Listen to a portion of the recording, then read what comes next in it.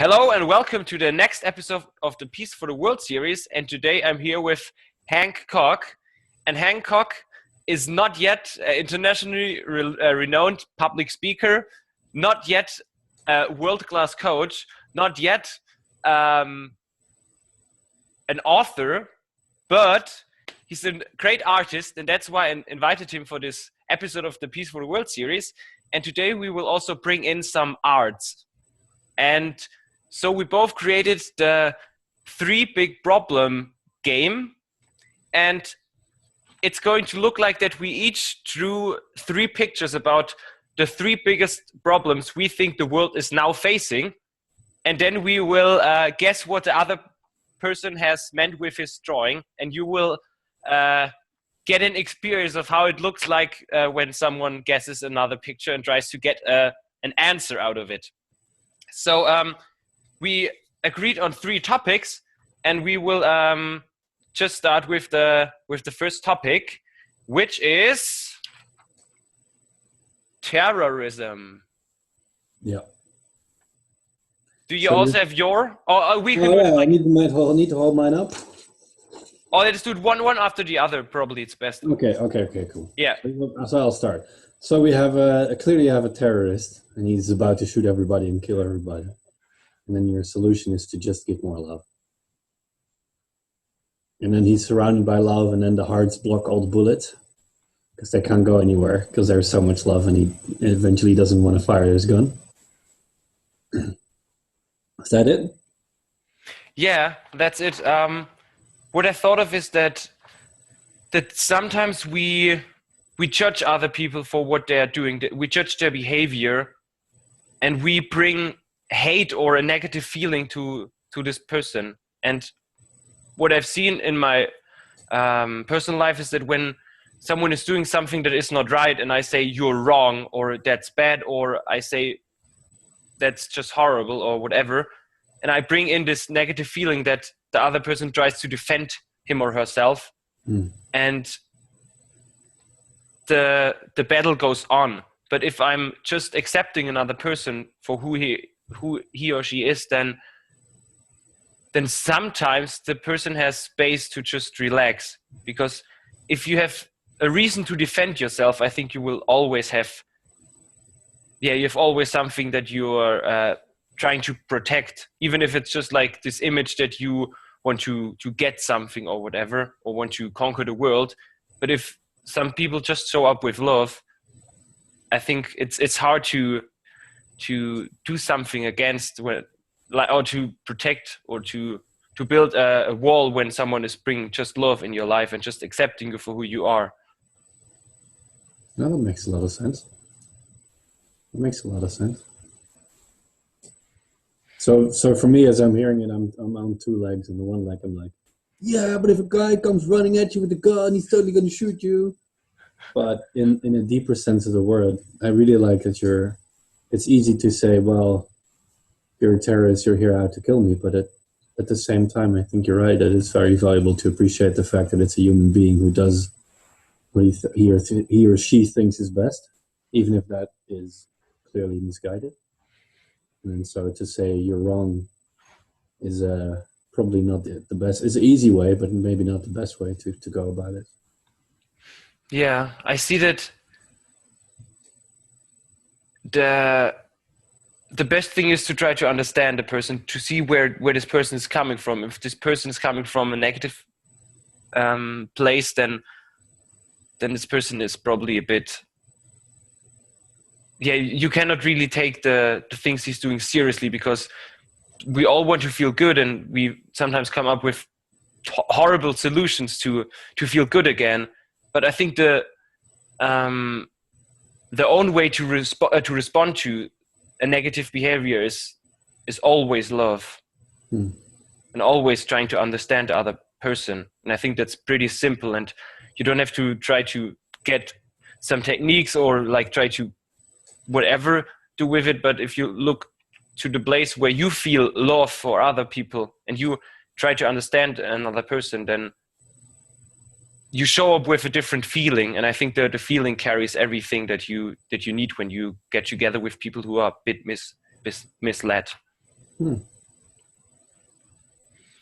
So shall I hold up mine? Yes.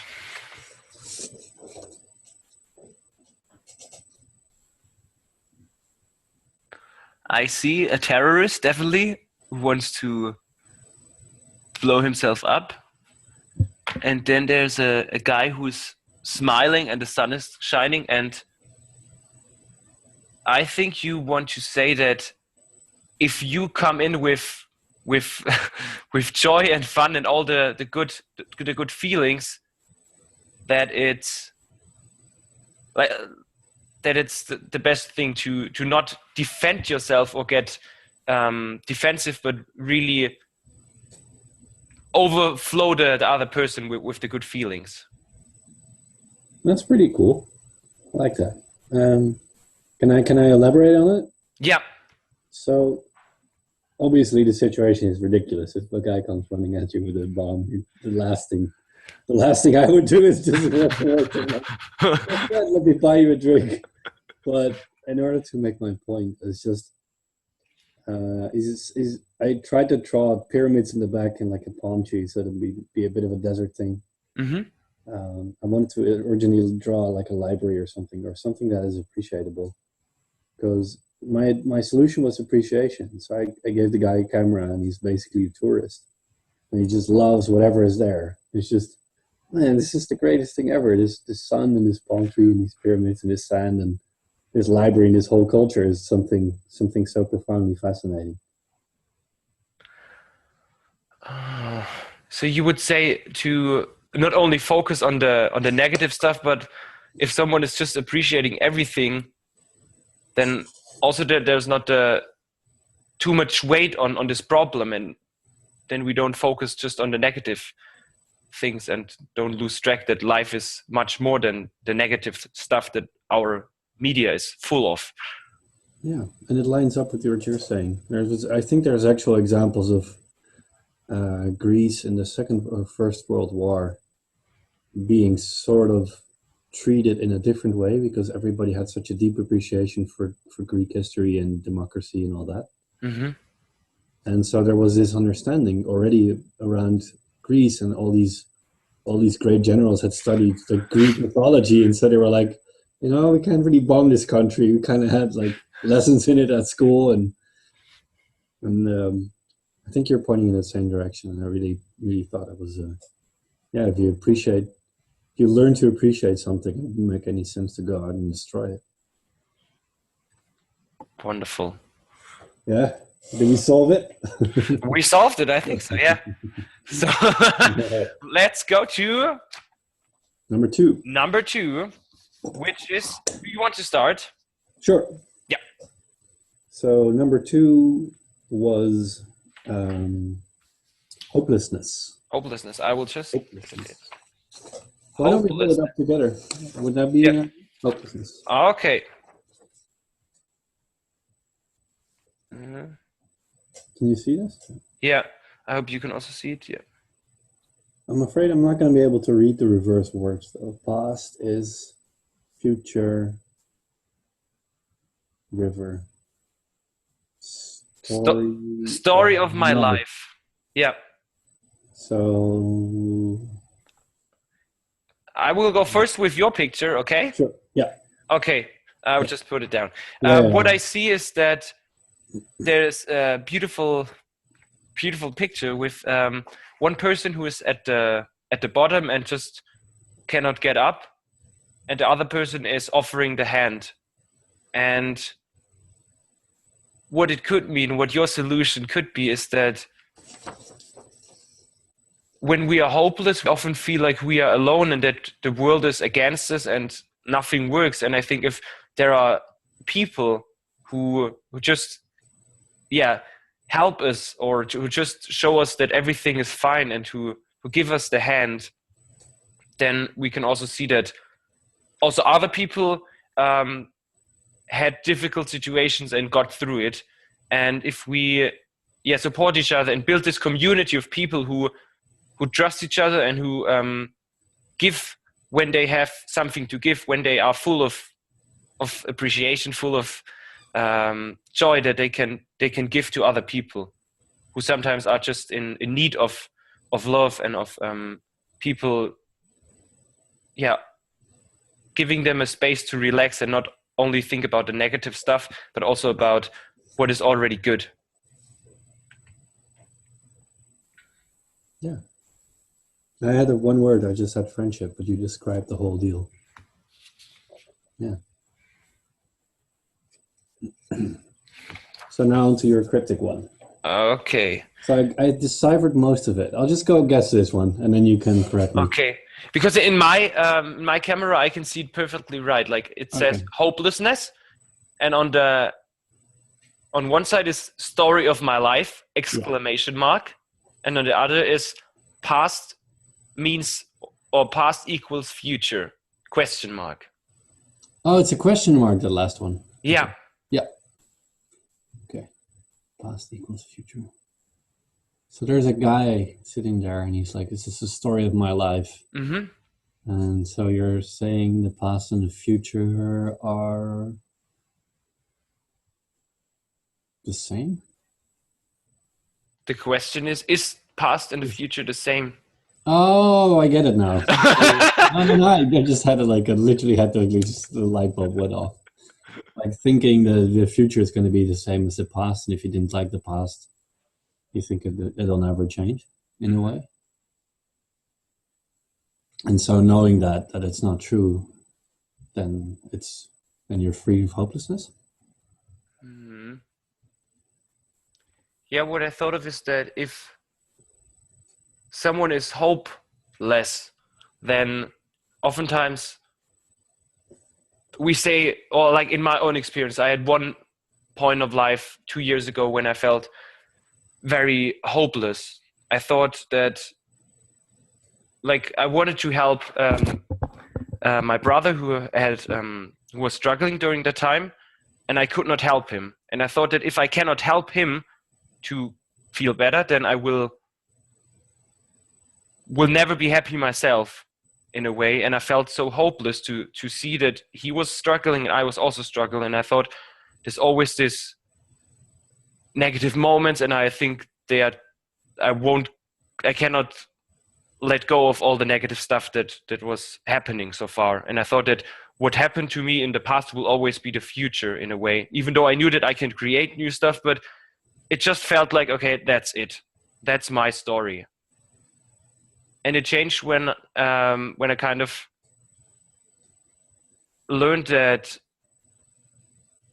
we may be totally lost at the moment, but the future can bring everything. Because, I mean, if you think about your normal day, your thoughts, they run through your head like they're so random.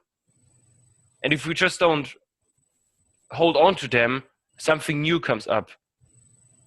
And I think the possibility that new things show up are always present. And I think that's what gives me hope, that people can wake up and just feel better about themselves, because this insights, this new stuff, it always comes through when we are not holding on to what is supposed to be us, or supposed to be our story. Yeah. Why did I let you like that? You have something to add? Maybe a personal story or so about hopelessness?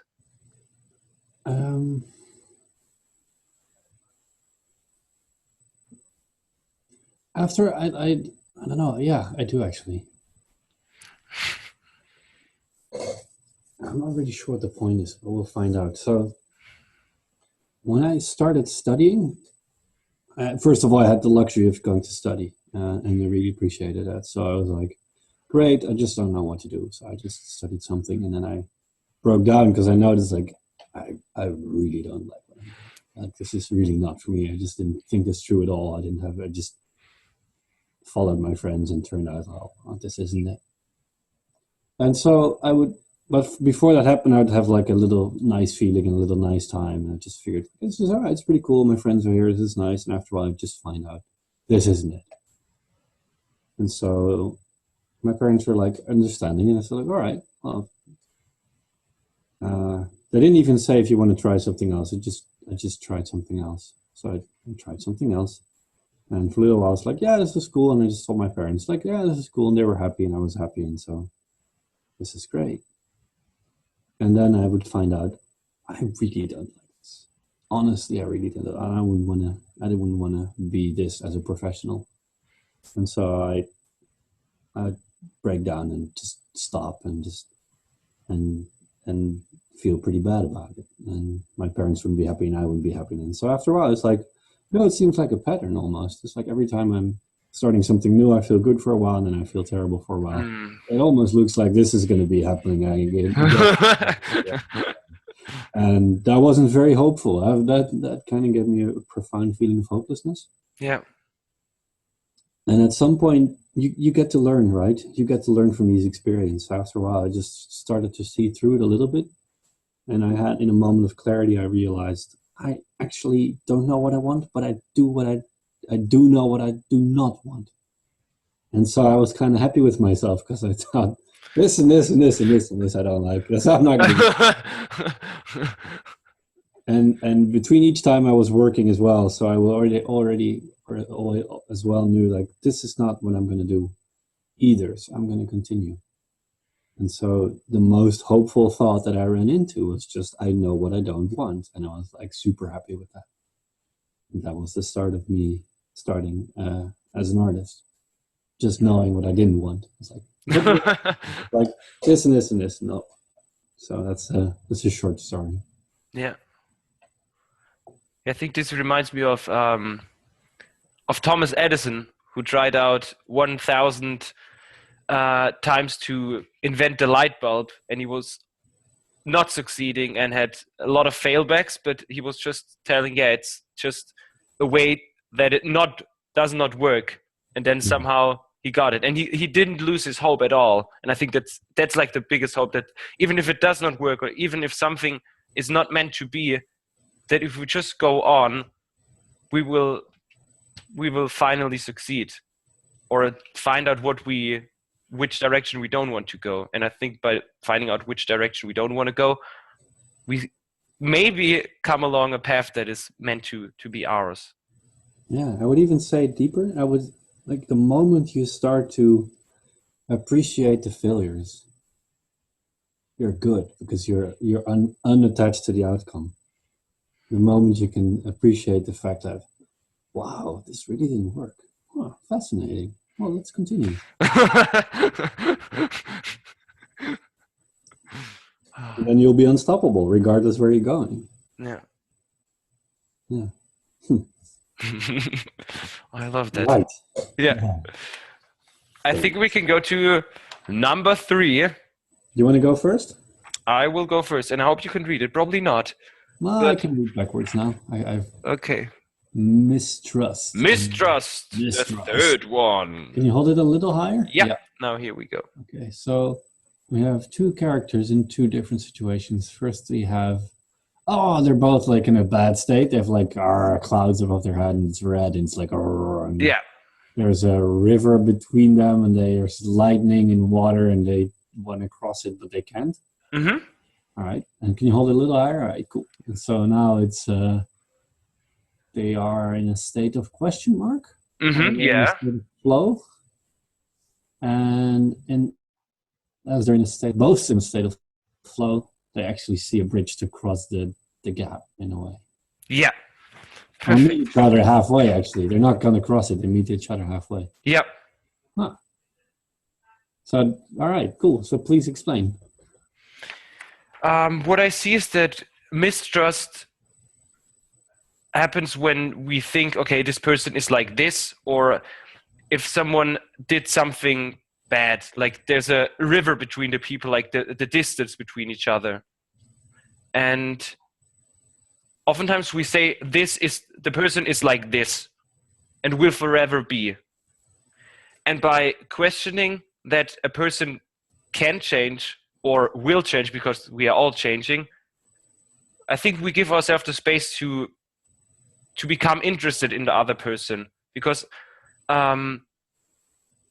when I'm feeling mistrust for people, oftentimes I'm so stuck in what I'm thinking and what is showing up here, that I have no connection to the other person. And I think being curious and being interested in another person, it often helped me to really get to know a person, because sometimes we meet someone for the first time and we just cannot stand this person. We think like, hey, this person is just not good, or I don't want to be connected. And then somehow we get in contact and we ask people more, and it turns out that the person is exactly like us, and we just didn't know. We just felt like, okay, we felt like there's a competition, and in the end it turns out, yeah, we're just too much like each other, and we can have a good time together. And I think by being curious about the other person, we can solve any mistrust that is there, and by also showing up as a whole person, and like not hiding ourselves. And yeah, this is meant with the crossing the bridge also, that we can also go this way. We can show up ourselves as what we are, and like the other person knows, oh yeah, he's presenting who he is, and I can really trust him because he's showing up in life. Wow. I like it. So I had the solution. Well, I won't tell you because you're going to guess, but I'll just show you. Okay. So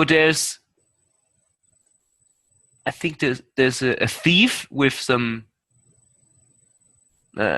something he robbed, and there's an angry person, and the angry person has something on his mind, which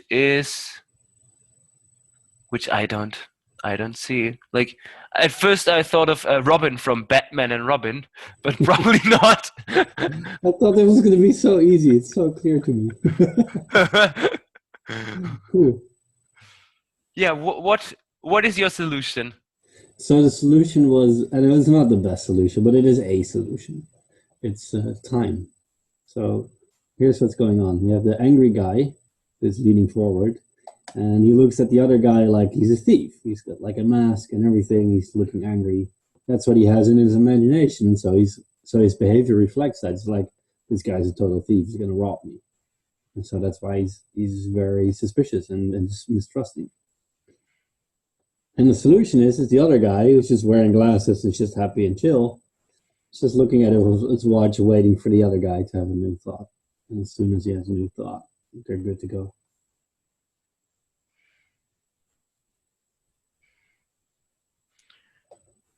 So you would say that to not act right in this moment and to say, okay, you're a thief, or you are bad, or you are just like, I cannot trust you, but to give it some space and time. Yep. It's like, I'll read it. So here's what I'm thinking. What I really like in your solution is the idea that I forgot what you said. But I really liked it. I liked it so much better. Because it's one technique to wait for. It's like it's a way to let thought pass, to wait. But and I remember now. You said understanding. Understanding the other person is what helps you move past misunderstanding. And so, waiting is an option, but understanding someone and taking action might be even more appropriate. So I really like that. I really like yours. I will just show it once more. Yeah, it's great. Oh, it's awesome. So the concept is much better. The execution needs a little work, but in the end, it's a bit of both. You need both. Yeah. Yeah. I think I have some more drawings actually, because this is what I find very fun. We've been like this whole thing you're talking about. We've never discussed. It's rarely discussed to think in terms of pictures, because you're always using words. But we're kind of visual in general sense. So I'm just going to look through my library what I have for you as a fun surprise. And you can think of whatever you want to think. Oh yeah. All right. Okay. Cool. Just give me a second. I think I got a couple of nice ones. You can ignore that.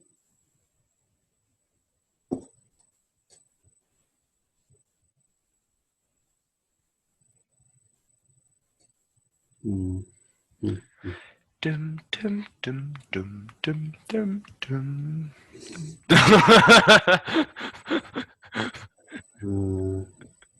Well, it's a bit hardcore, but it's just for fun.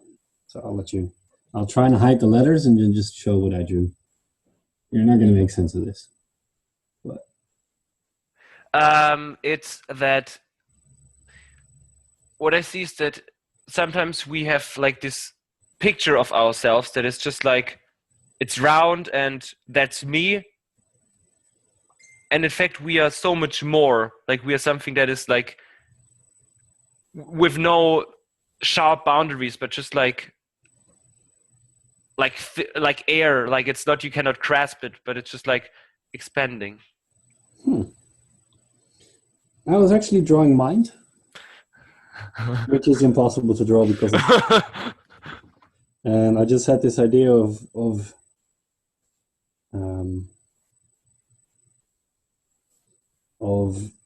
this infinite mixture of space and possibility. So basically just trying to describe the formless with a bit of form. So why would I draw this, right? Why would I spend time drawing something that is formless and doesn't really exist in a way? And for me, it's really nice to. I kind of had this idea in my head of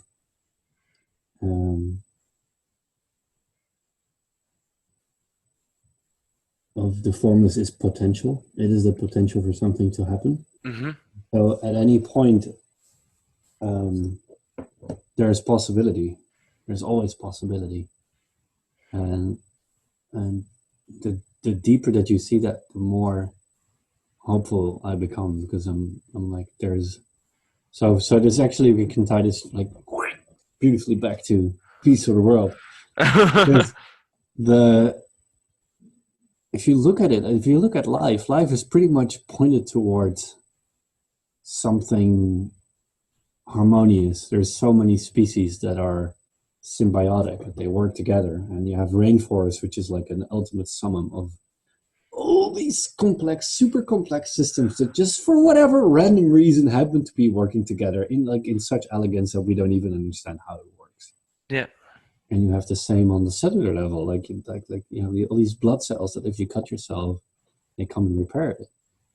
And so you could argue that in a way, in the grand scheme of things, and whether you call it God or evolution or random chance or whatever, there's sort of a tendency for things to, the word I would say stabilize, but I would say to harmonize, to get in flow with each other, because it's just more efficient in a way. And so that's what I find so hopeful, is that there is possibility for world peace, because like if you look at a war, it's extremely expensive and destructive. It doesn't serve anybody. Everybody, we hate war. Yeah, we know, but we've got these guys. We just kill them, and then we'll have peace. And then after you realize how expensive it is, it's much more. And you can see this, like most of the world is already doing economic wars rather than actual bombing wars, which is, I guess, is a way, even more peaceful way. And then you have football, which is more of a it's still ritual war, but now it's fun. Now the feeling around it is not of I'm going to kill you. Oh, you might, but you're not going to do that because it doesn't make any sense. Yeah, it's like a game, like playing with each other. Yeah, but the stakes get lower and lower because everybody knows that it's not worth it to play that game. Yeah.